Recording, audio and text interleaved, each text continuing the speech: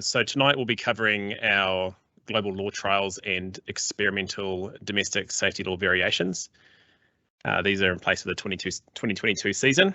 So the purpose tonight will just be to cover off the application of these laws, where to find resources, have an opportunity for discussion, clarification, for referees to unpack what these laws look like in terms of referee application, and for coaches to understand what they look like in terms of coaching and in the game itself. My name's Cam Russell. I'm the Bay of Plenty Rugby Referees Manager. Tonight on the call as well, I've got Dan Goodwin, who's our coach developer, and supporting me tonight is Lisa, who's our awesome Community Capabilities Manager. So Lisa's going to keep all you guys quiet for now.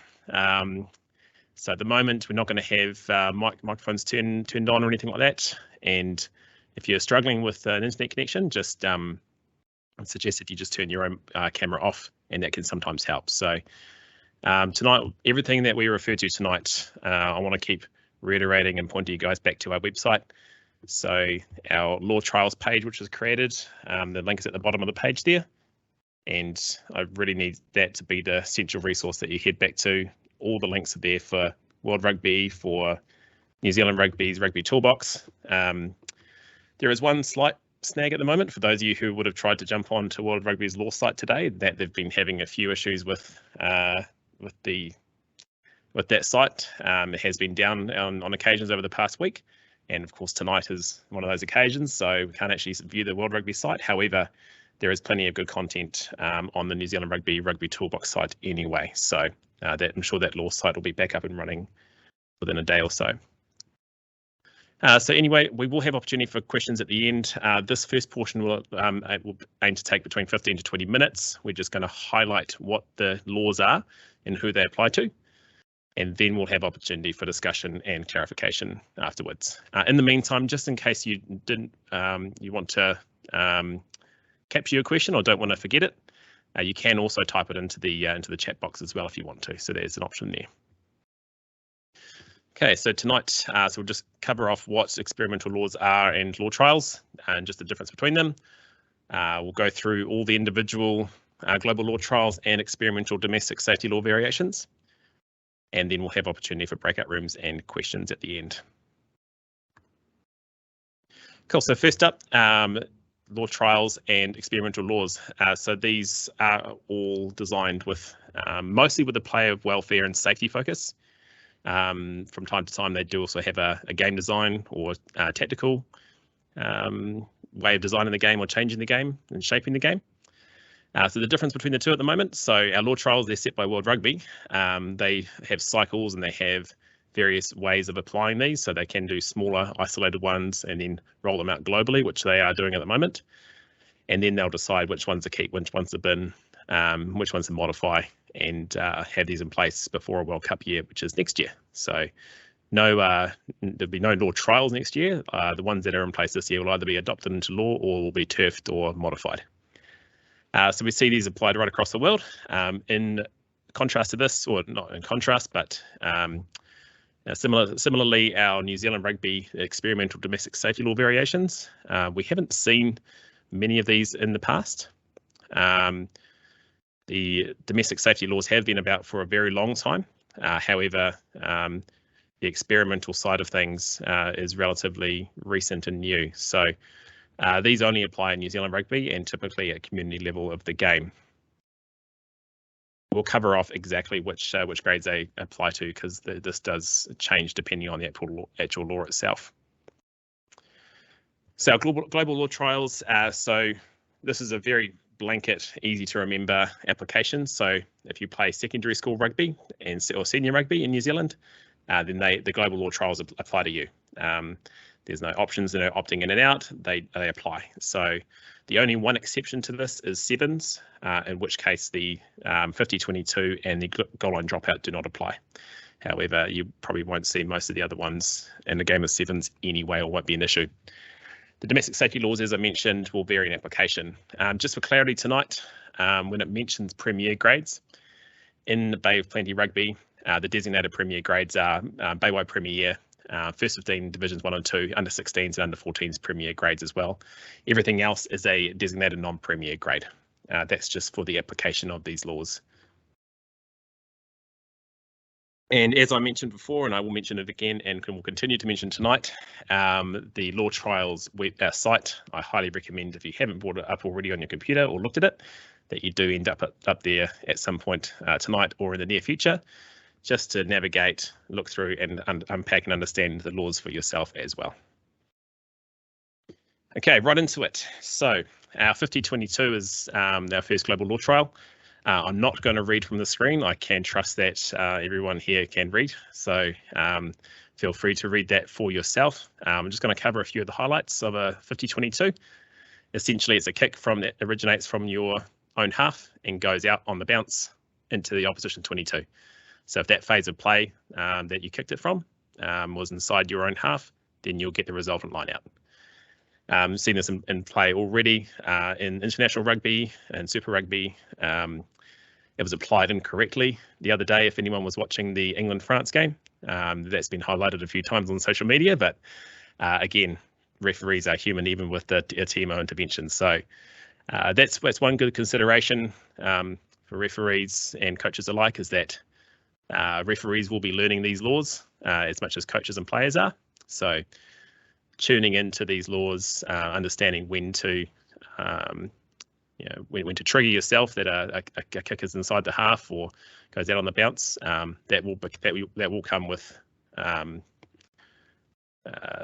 time.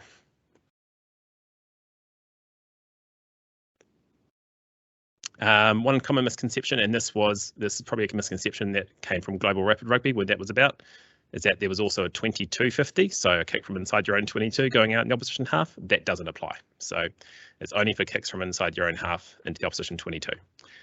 Again, there'll be time for questions at the end, so there'll be a quick go through quick through the laws first, and then we'll have question time. Okay, goal line dropout. Essentially, this law is for a ball that's taken into the goal area by an attacking team, and is then subsequently made dead or knocked on. That's a really simplistic way of looking at it, but it is a really good trigger because, while there are three different ways that really trigger this law, for referees in particular, just think in your heads that for this law to happen in the first place, the ball needs to have been taken in or put into the in goal area by the attacking team, not the defending team. So things like if a defending team takes the ball back into their own in-goal area and grounds it, like they carry it back, that's still a 5-metre scrum, things like that. And if a kick still goes dead without touching a defender, that's still an option of a 22-metre restart or a scrum where it was kicked from. So some of those other parts of the law have not changed. It's just for the parts where the ball goes into the in-goal area and is held up or made dead or knocked on by the attacking team.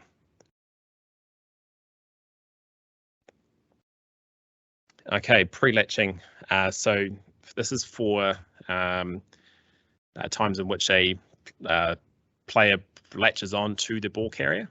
Now, this is a consideration for this is actual binding on to that player, not just sort of following them with one hand or sort of just having one hand on their back ready to support.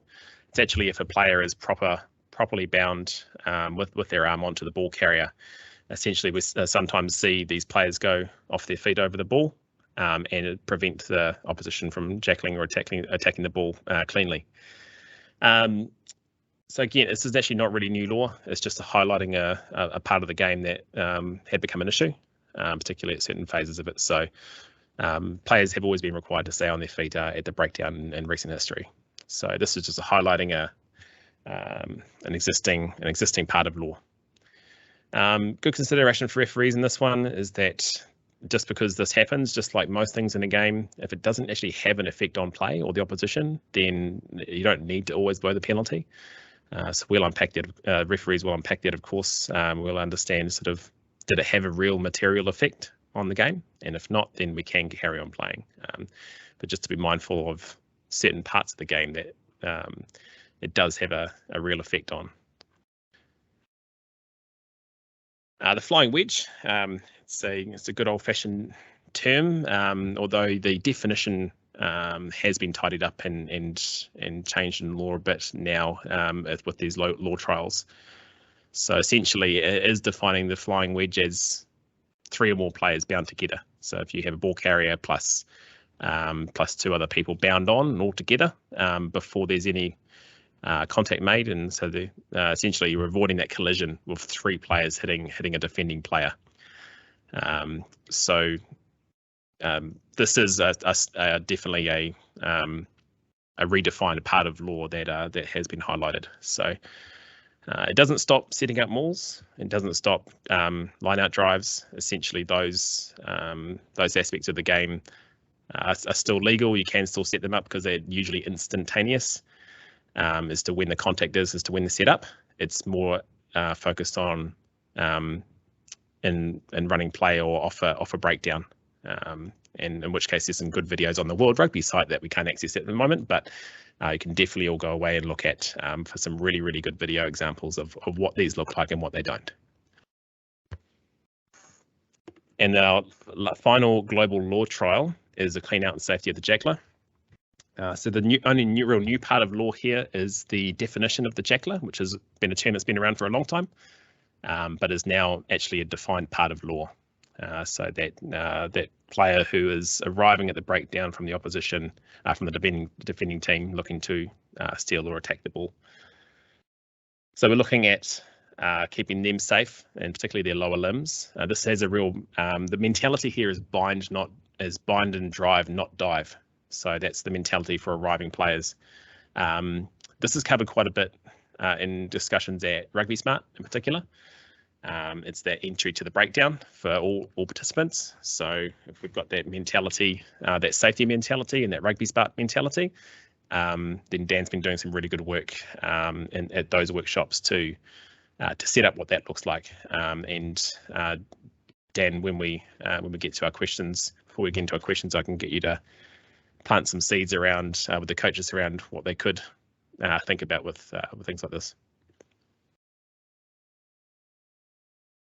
Okay, onto our experimental law variations. I've tried to order these in a way which has a natural flow, given the application of them. So the first one applies to just senior rugby, essentially because it's mostly already law under 19s anyway.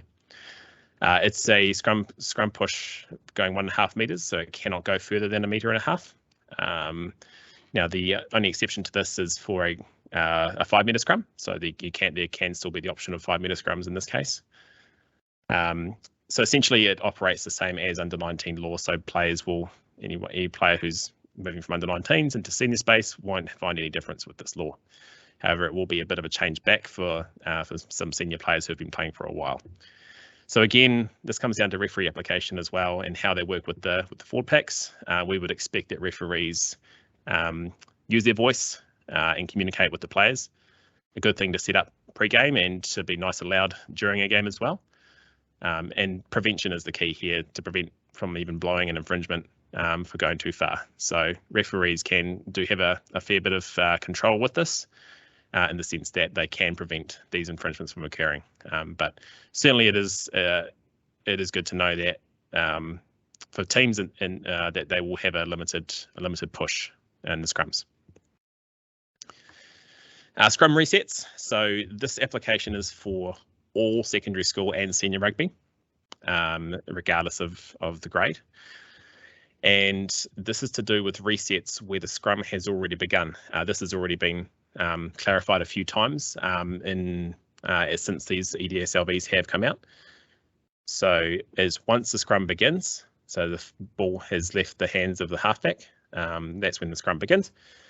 Then if there are any resets where there's no infringement, the scrum collapse or players pop up and there's no clear infringement that a referee can call, that means there's no contested scrums after that point. So either the defeating team can choose a non-contested scrum, or they can choose a free kick.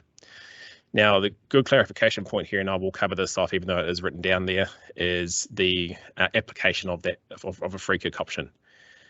We're looking for fairness and equity. It's one of the values of the game. So if a team wants to opt to take a free kick after a collapsed scrum, then the fairness application from a referee's point of view here would be to give them the choice, obviously. Say, right, would you choose an uncontested scrum or free kick?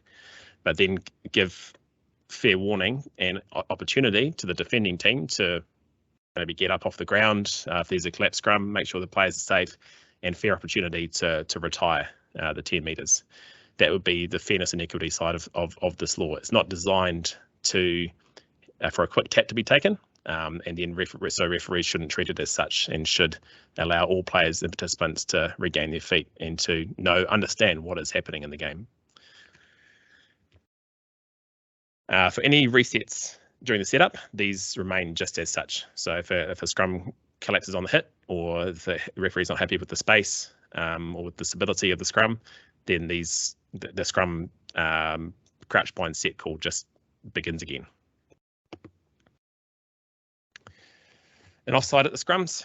So the application for this is the non-Premier secondary school and senior rugby grades. So just cast your mind back to what Premier grade in the Bay of Plenty is.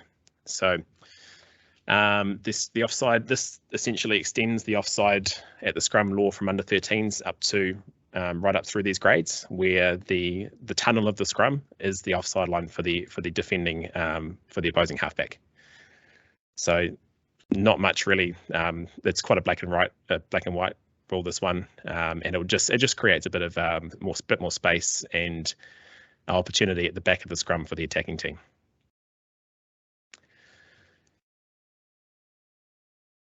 And game on field size. So for the games and the grades, which if game on is activated, so game on has been in place for a couple of years now. It's when teams can't field 15 or train front row in a game on designated grade, which is all the non-Premier grades. This gives the opportunity as well for the field size to be altered, as well as the team and the playing time. So it doesn't make it compulsory, it just provides the opportunity for it to do so that if you end up with a 10 on 10 or a 12 on 12 game, that you can take the field size down a little bit to about a 3/4 and down as far as a half field. But there are guidelines, and essentially it is still an agreement between the teams. So nothing compulsory here, but it provides that framework. Okay, and high ball catch. So this does not apply to senior rugby at all. The grades that it applies to is all SmallBlacks and secondary school rugby below, excluding first 15. So our first 15 grades in Bay Plenty are both of our first 15 Divisions 1 and Division 2, and potentially Division 3. So this is for kicks in play only, and it means that the catcher of the ball cannot jump to catch the ball, nor can even the catcher of the kicking team either. So it provides an opportunity for the player to catch the ball and prevent those in mid-air collisions. It does have a little bit of complexity with the application of the law itself. Essentially, bits of law were created within it for it to enable it to happen, such as the player who catches the ball must then pass or run with the ball straight away, and they can't be tackled essentially until they do so. So it means that they can't just stand still, wait for the catch, and then just be completely smoked by an oncoming player. It does afford them that protection in that sense. So they are able to run or pass the ball, which they must do so straight away after receiving it. So again, that doesn't apply to senior rugby at all. That only applies to our SmallBlacks and non first 15 secondary school grades. And same application for our tackle height. Essentially, this is an extension of SmallBlacks law as well. So it extends the law up from SmallBlacks up through the secondary school grades, not including first 15. And it means that the tackle height is lowered to the sternum. So just that bony part in the chest. And again, the application of the law differs slightly. So for any tackles that are made above that height, but still below the shoulders, the sanction is just a free kick. The aim is to get to lower that tackle height and have players targeting lower with good tackle technique. if there are still tackles that are high over the shoulders, then these are still considered high tackles under World Rugby law and penalised as such as well. So it's just reducing that opportunity for head impact as well. And SmallBlacks, this is to do with field size, which doesn't actually result in much change for our SmallBlacks grades. This is for under 8s and below. It's to do with our field sizings. Now, a lot of our field sizing are already quarter field, and over the next 3 years, those that aren't will be phased into that up to under 8s, as well as removing scrums and lineouts at those grades. There's a focus around development for the players involved with SmallBlacks, but that will be clarified further by our junior committees as we work with them over the next 3 years to put that in place. Cool. Again, I'm going to highlight our Law Trials webpage. So if you haven't been there already, if you haven't checked it out, I highly recommend you do. It literally breaks down every single little thing that we've covered. I'll just give you a little sneak preview as well of some of the places that it goes to, in particular the Rugby Toolbox, which is a wonderful resource. And then I'm just going to throw, just while I'm getting that ready, I'm just going to throw over to Dan, and Dan Goodwin is our coach developer. Dan, what thoughts at the moment or considerations should coaches be having with applying some of these laws or implementing them? Yeah, so there's plenty to think about in those laws. I think first and foremost is the safety aspects of a lot of them. When it comes to around our tackle height and our ruck entry, things like that. Just coaching our safe technique around that. What's really cool is that even with our rugby smarts and having our steamers coaching staff come out, you know, their recommendation and how they're coaching even at the highest levels around their tackle tech. They're looking at bullseye, which is making sure we're tackling nice and low. For me, really, I'm pretty keen to probably hear from some of the coaches more than anything around their concerns, and I think you've done a really good job with that presentation. And I think are you going to share that, Cam? Yep. So essentially, this recording will go out, and we'll also embed the presentation on our website as well. We're going to have an opportunity very shortly with some breakout rooms. So we'll just pop into small rooms. We'll just chew the fat a bit just with a few people, just amongst the call. So there's a good amount of people on the call tonight, which is great. So opportunity for us just to unpack it a little bit as well, maybe answer some of each other's questions, but also come up with a few of our own too. So what I'll do, Dan, is I'll just highlight the Rugby Toolbox just first of all. So I'll just share my screen back again. I just want to, I guess, show people where they can go, because there might even be some places that people do a bit of their own sort of research while they're in a breakout room here. So in the Rugby Toolbox, and again, our law trial page links endlessly to the Rugby Toolbox. So all of these links down the bottom here with the EDSLVs go to the Rugby Toolbox. You'll end up in the Rugby Laws section of the Rugby Toolbox, and in here you can find the global law trials. Like I said, I would love to show you the World Rugby site right now, but it's not functioning. So hopefully they'll be back up in a day or two.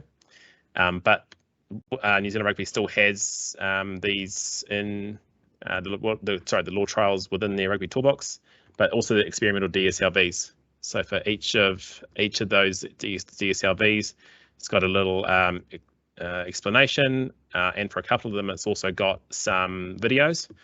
Now there's even some really good videos around some training drills that can be done too. So it's around like high ball catch, for example. It's got some really good ones there, and just some good clarification of the what is and what isn't a part of the law with these trials. So definitely have a good. It's just a matter of just having a play around, having a look around, getting familiar with the site, reading, unpacking, understanding, and then trying. At this stage of the season, when we're just getting into the rugby, it's actually really hard to start to unpack some of these until they actually start happening in practice. So we're going to schedule another one of these meetings, opportunities to, I guess, to connect once we're into the season, probably sort of in early May or mid-May or thereabouts, once we've a few rounds in, just to give a bit of bedding in time for referees and for coaches and players to see how they actually are going, and maybe to come back with our any questions and we might have, and spark more discussion. I'm just going to break. Yeah. Just before we go ahead, Cam, I think especially for our coaches, just have a little thinking. Especially there's one or two where interpretation could be quite different with refs. So around that scrum time and the free kick and how we can use that to advantage. I think it's going to be a pretty hot topic. So if you've got any questions for refs, coaches, or likewise for refs for the coaches, how they might train that and look at that, be quite good discussion, I reckon. All right. What we'll do, we'll just do a quick whip around the rooms just to see if there is any highlights or trends or discussions that really need to be shared, that any gold nuggets from each of those rooms. Then we'll just open the floor for some general questions and conversation. Sam and Don and Dan, your room from room 1.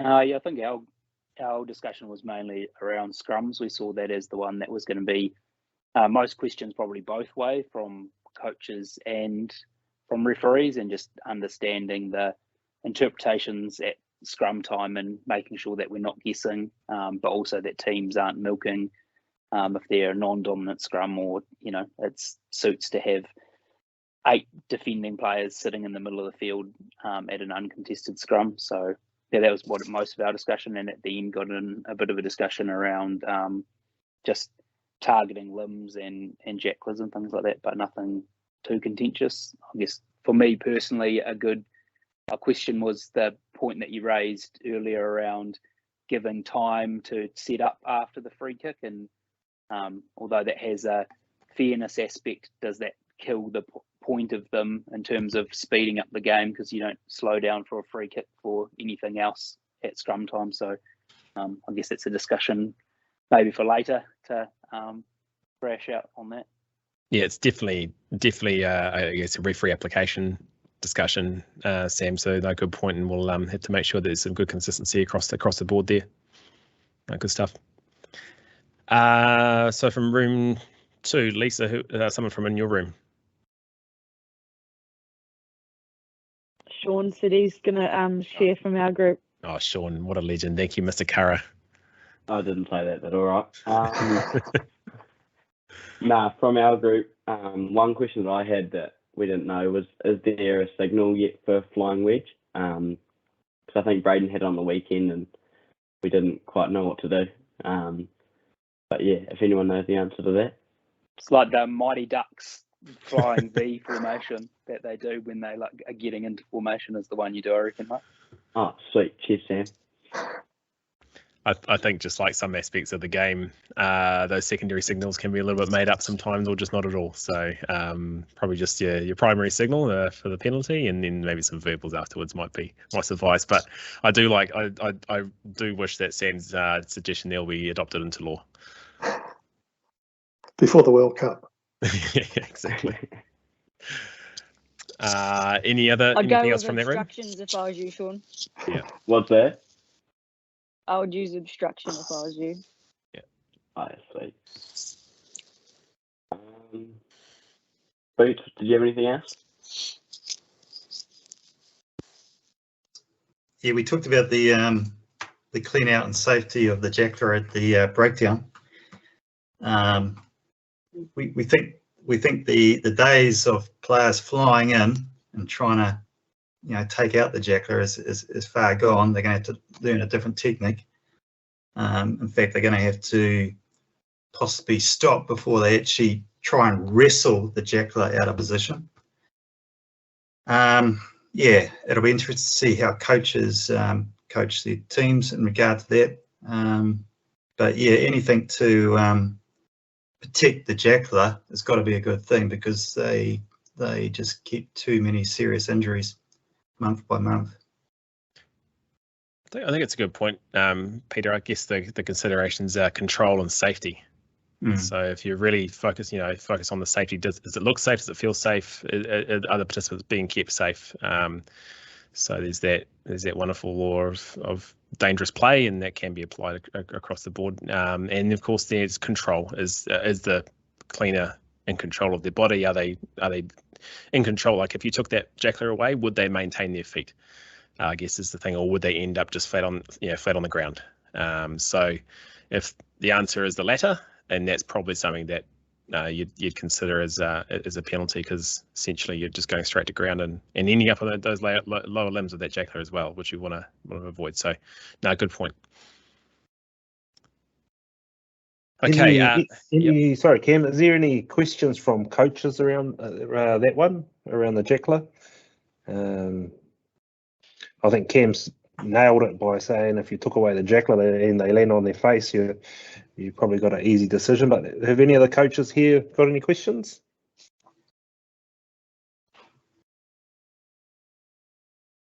Cool. Group 3 was in. Just trying to remember who. Just trying to bring up who was in that room. Who was in that room? Oh, Jono. That was. Oh, sorry. That was. Sorry.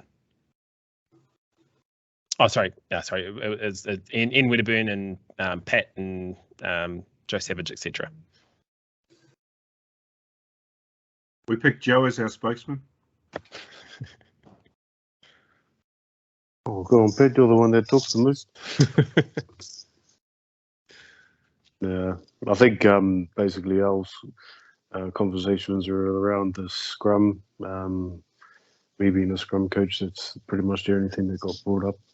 Other than that, it's clarification around the rules from a referee's point of view. I think Steve mentioned that there were all the referees on this call tonight, but just making sure there's some consistency within the rulings and interpretations as well. So probably having more of these conversations is going to be better for referees and the games in general.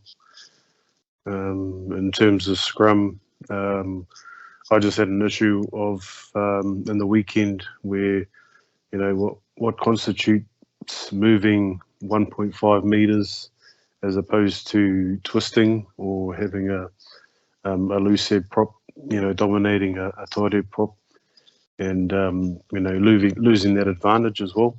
So it took a little bit for our guys to get used to the 1.5 meter ruling. But I think when it was Braden started talking to the guys and had to really yell at them for them to hear, they soon controlled the movement of the scrum, which was good.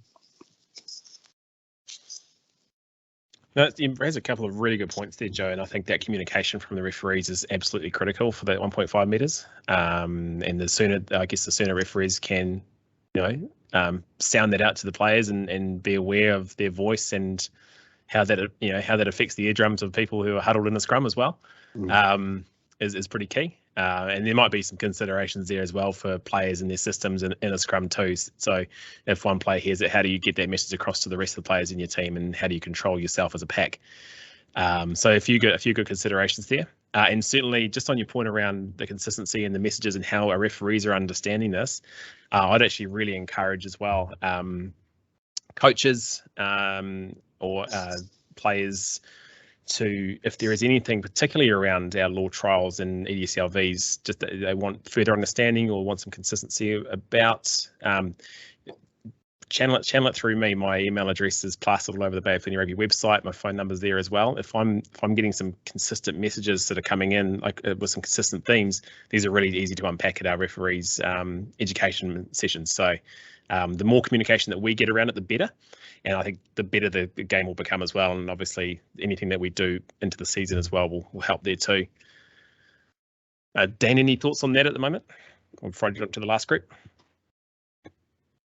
No, I thought there was some good stuff from Joe because, like I said to our group, it's probably the easiest one to manipulate as coaches or players to get if you've got a smaller scrum or want to take advantage of being able to tie up those people on a certain position on the field. So yeah, keen to just get I guess refs more educated or continue those good conversations around what pitches they're seeing and learning those dark arts of the scrum. Lucky to have guys like Joe in here tonight. You know, got some good people in club rugby, been around a long time. So take your time after the games when you can to if you've got questions with the coaches around the scrum time, make the most of that time up in the club, things like that. Yep, no, for sure. And our final group there, who hasn't shared yet, and I'll leave it up to the process of elimination. I think it was Jacko and Jamie, etc. Yeah, Graham here. Jacko brought up a good point just on uncontested scrums, whether or not it's from taking the option of a reset scrum or just uncontested scrums in general. We probably need to be looking for a bit more discipline around correct binding of all players. Otherwise, the benefit of an uncontested scrum to the team that's been awarded that is somewhat negated if the opposition hanging on by a fingernail sort of thing. Keep that area tidy. No, you're right there, Graham, and I think that's probably a good one for the referee in terms of management. Yeah. It's probably a bit easier to manage that with their voice, given that there's not much else going on in the scrum at that time. So definitely those back rowers hanging on by, like you said, a fingernail. You're particularly in down the pointy end of the field. Yeah. Yep, definitely. There was one of the groups I just wanted to highlight. So I can't remember if it was your group, Graham. Actually, no, sorry, it was Sam's group, just around the contest. Oh no, sorry, I think it was your group, Graham, around the contest of that high ball. So it can still be contested on the ground, like both players being on the ground if there's two players going towards it. However, you're still likely to see more control. I guess the thing is that there will be more control from those players under that high ball, given that they're not jumping and colliding in midair. So you won't. Again, it offers the opportunity for less catastrophic injury or less really damaging injury in that sense. So there still may be collisions and rugby incidents, but at least it takes away that dangerous mid-air collision, uncontrolled collision that's seen players come down and cause some real damage.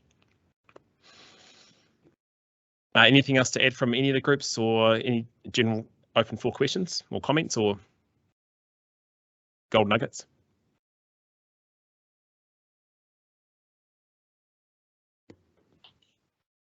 If I can share the gold nugget that I picked up from Waddy's Rugby Smart a couple of Mondays ago, I found the way that the guys in the Steamers environment are coaching the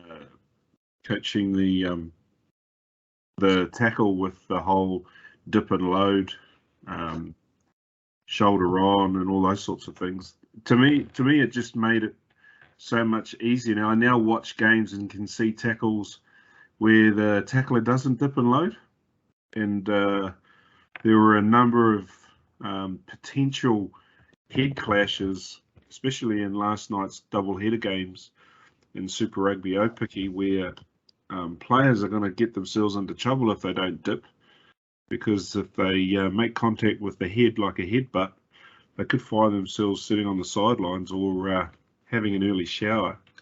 So it was really cool to see our Steamers coaches coaching really good tackle technique, which wasn't that difficult if you just started with dip and load.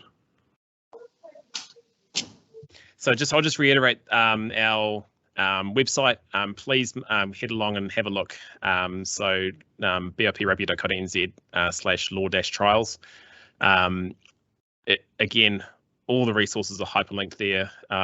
Go into each one, unpack it, look at the videos, look at the examples, wait for that World Rugby site to come back online. And for those global law trials, it has got some really, really, really good videos that I wish I could show you tonight, but I can't.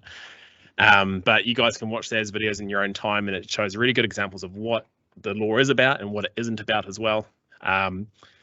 Watch out for those law trials as well when you're even watching professional rugby on and the application and how they go about that in the professional game too, which does look, obviously a bit different to our game, but we can at least get ideas of how it might work. Even if you get wide, even just right down to those 50-22s and what that does to defensive lines and covering players and whatnot. So it changes the game and aspects of the game a wee bit, which is pretty cool. Anything to add from you, Dan, or Pat? Probably just one thing from me. As we coming into the season, if you've got coaches within your guys' environments, just remind them around the registration side of it, and also to get in and get this Rugby Smart done for 2022. On the website, there's a couple of a heap of different options, and even with the COVID stuff that's been happening, there's online options as well from New Zealand Rugby. So yeah, also if you could do that, that would be fantastic. Yeah, great reminder, Dan. In fact, I think New Zealand Rugby even sent out an email this afternoon to registered coaches and referees around that on those online Rugby Smart forums with the links. So now that we've got those, we'll even share them through our channels too. But they do those forums. I think they do have a limited capacity. I mean, it's still hundreds of people, but got to make sure you sign up to be part of that forum so that you can get into that forum as well. So check that out. We'll share those links. If you haven't been to Rugby Smart already, get along to one of those. Great reminder, and share the word far and wide, because we need to get everyone Rugby Smarted. So all good.